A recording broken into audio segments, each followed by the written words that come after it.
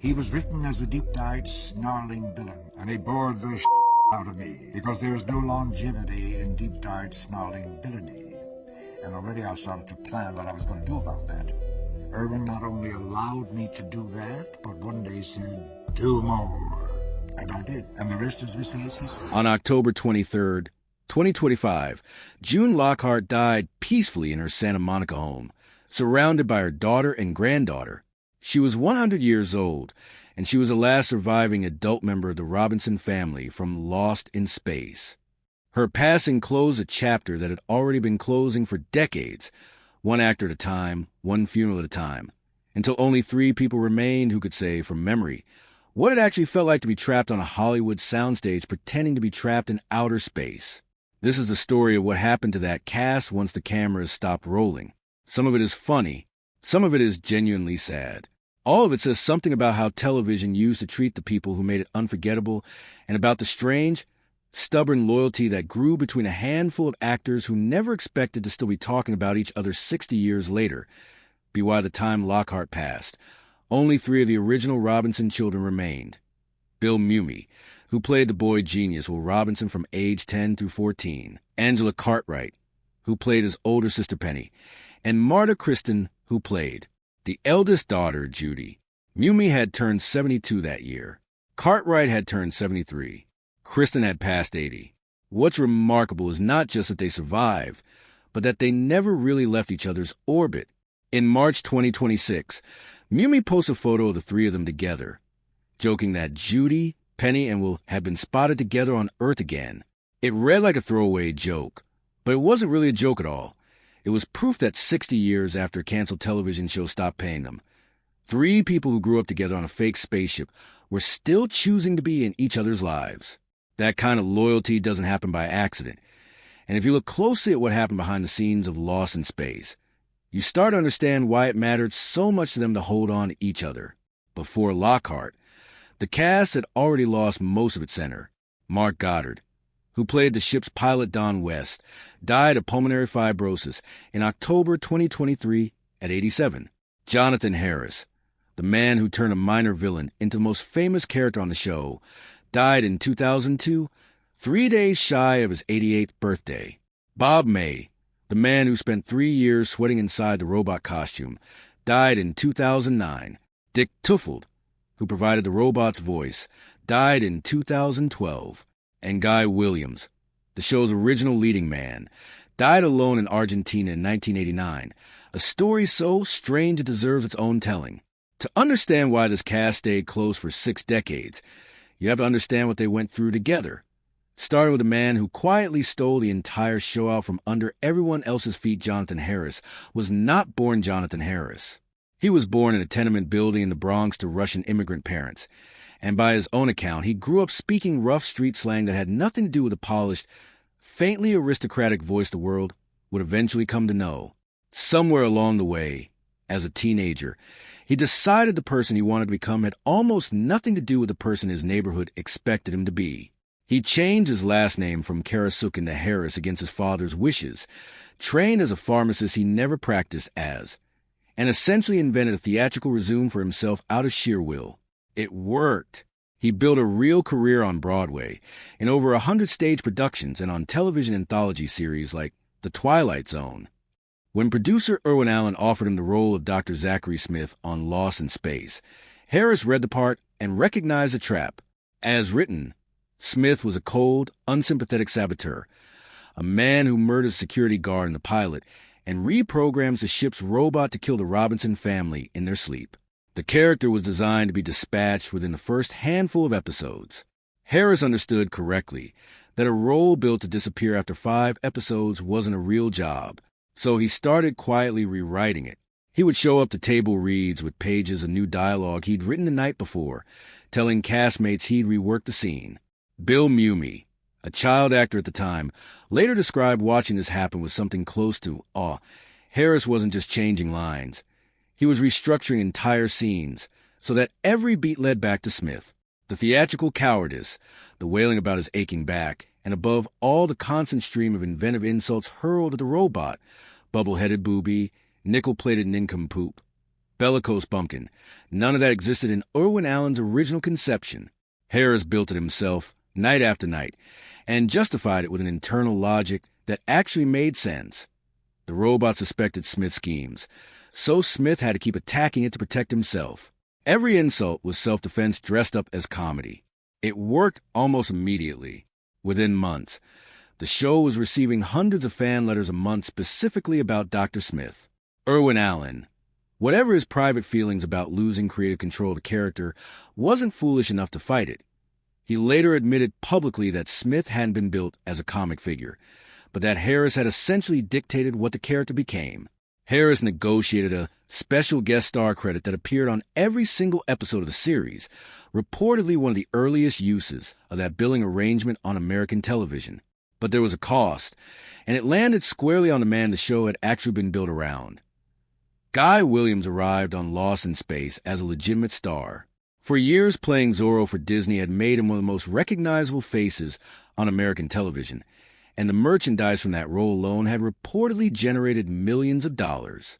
He was tall, trained in fencing since childhood, and genuinely excited to play John Robinson, the family's brilliant commander, the character the entire premise was supposed to orbit around. Then gradually it stopped being a show. As Dr. Smith's storylines expanded through the first season, Williams' screen time began shrinking. By the second season, it was an established pattern. By the third, it was simply how the show operated. Williams would show up, deliver a handful of lines, and stand in the background while Harris, Mumi, and the robot carried the episode. Mark Goddard, his co-star, later described the shift plainly. The show kept drifting towards Smith and the robot, and there were real hard feelings from Williams about it. Even Harris, the man responsible for the shift, acknowledged the damage it did. He said Williams had been hired to be the star and ended up with barely a line every other week, and called it genuinely difficult for an actor to sit with. He said this, and kept doing exactly what caused it. Williams filled the idle hours on set with classical music, astronomy books, chess, and stock trading. Mumi nicknamed him the Comb, because Williams groomed himself compulsively between takes, a small, harmless outlet for a much bigger frustration. In one widely told anecdote from the set, Williams reportedly snapped at Harris in a moment of genuine anger, then caught himself mid-sentence and corrected Harris to Smith, as though even his outburst couldn't quite separate the actor from the character eating his role alive. After the show ended, Williams discovered that fading into the background of your own series doesn't do much for a Hollywood career. But halfway around the world, something entirely different had happened. Zorro had become a genuine cultural touchstone in Argentina, and Williams found himself treated there like actual royalty. The government provided him with a marina apartment, and he was personally invited to perform at charity events tied to the Argentine political establishment.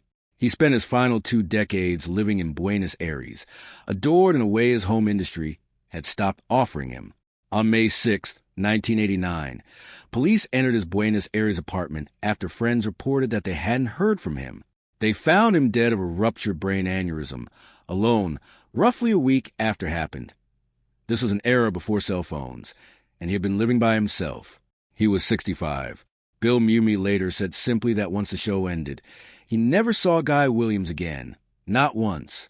The man the entire series had originally been built around died quietly, unnoticed for days, on the opposite side of the world from the industry he'd helped define. Every kid who watched Lost in Space in the 1960s loved the robot. It waved its accordion arms, barked its warnings, and somehow felt warm and alive despite being built entirely out of metal and rubber. What almost none of those kids knew was that the man physically inside that suit was enduring 3 years of genuinely dangerous working conditions that production simply treated as part of the job. Bob made an audition for Lost in Space on purpose. He walked into the studio applying for an entirely different position, and Irwin Allen's team redirected him toward trying on a robot costume instead. The audition process was blunt. If you physically fit inside it, you had the job. May climbed out of the suit after his very first session cut and bleeding from its metal seams. He took the role anyway.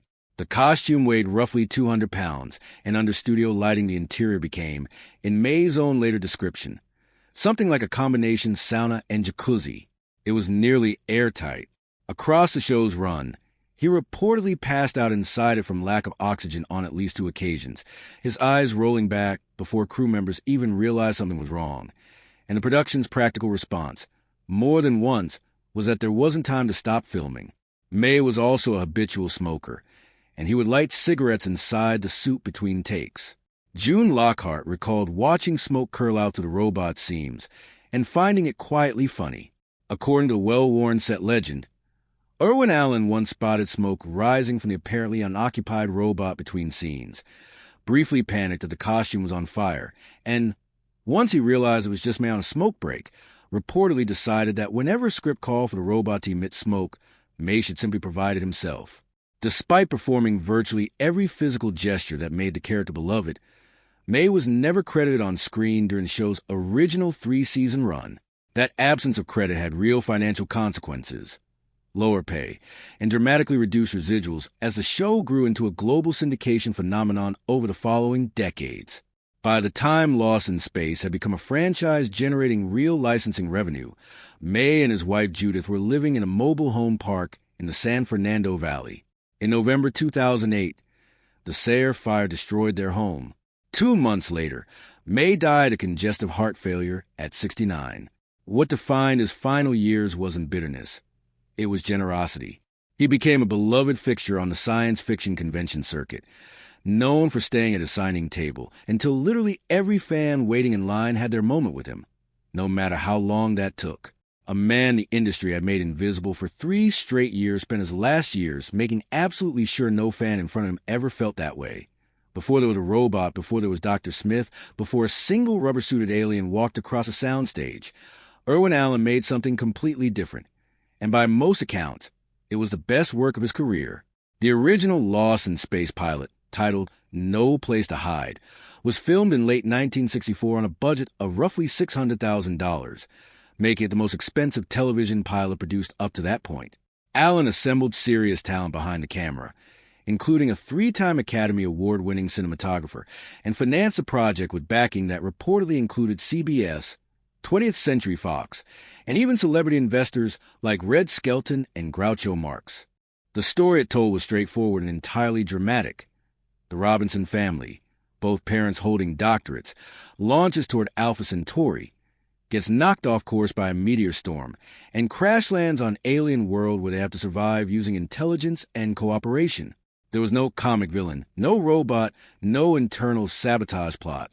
It played like a genuine science fiction survival film. When Allen screened it for CBS executives, he expected a professional, measured reaction.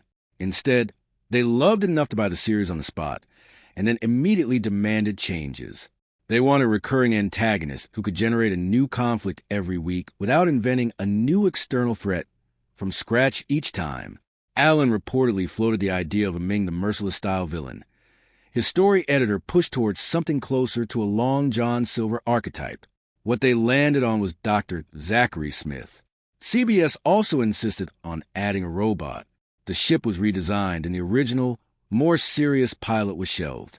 Roughly 80% of that original footage was eventually cut apart and folded into the first several episodes of Season 1, with Smith and the robot written as having conveniently stayed behind on the ship in each of those episodes, a way of explaining their absence from footage that had technically been shot before either character existed. The show premiered on September 15, 1965. 2 details about that premiere rarely get mentioned.